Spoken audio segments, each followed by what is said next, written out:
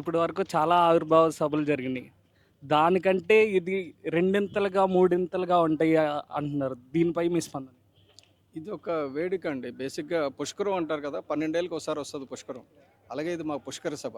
12 ఏళ్ల తర్వాత వచ్చింది. కాబట్టి ఈ సభకి మొత్తం దేశం నలుమూలల నుంచి జనసేన తాలూకా సింపథైజర్స్ అందరూ వస్తున్నారు. ప్రత్యేక ఆహ్వానితులు వస్తున్నారు.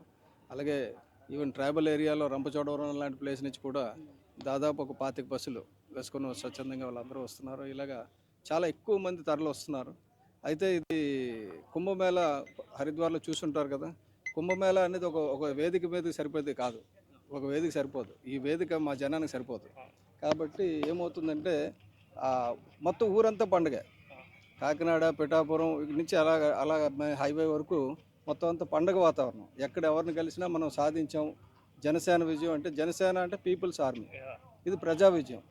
ప్రజలు విజయం సాధించారు ఇక్కడ. అది ప్రజలకు అంకితం చేయాలి. అలాగే చాలామంది కష్టపడి పనిచేసిన జన సైనికులు, వీర మహిళలకి వాళ్ళకి ఒక గుర్తింపు. మీ వల్లే నేను ఇక్కడి వరకు వచ్చానని చెప్పి పవన్ కళ్యాణ్ గారు చెప్దామనే ఉద్దేశంతో జై కేతనం అని పేరు కూడా పెట్టారు. ఇది అద్భుతంగా జరుగుతుందండి. ఇదొక కుంభమేళ. 12 ఏళ్ళకి ఒకసారి వచ్చే పుష్కరం ఉంటారు కదా! అలాంటి పుష్కరంలో వచ్చి జనసేన కుంభమేళా లాగా ఉంటుంది. చూడండి మీరు చూస్తున్నారు కదా! ఈరోజు ఒకరోజు ముందే ఇంతమంది వచ్చి ఆనందంగా ఇంత ఎండలో. ఒకే ఒక ప్రాబ్లం ఏంటంటే ఎండ. దానికి మనం ఏం చేయలేం. Thank you. ఎన్ మీడియా ఇది మన మీడియా.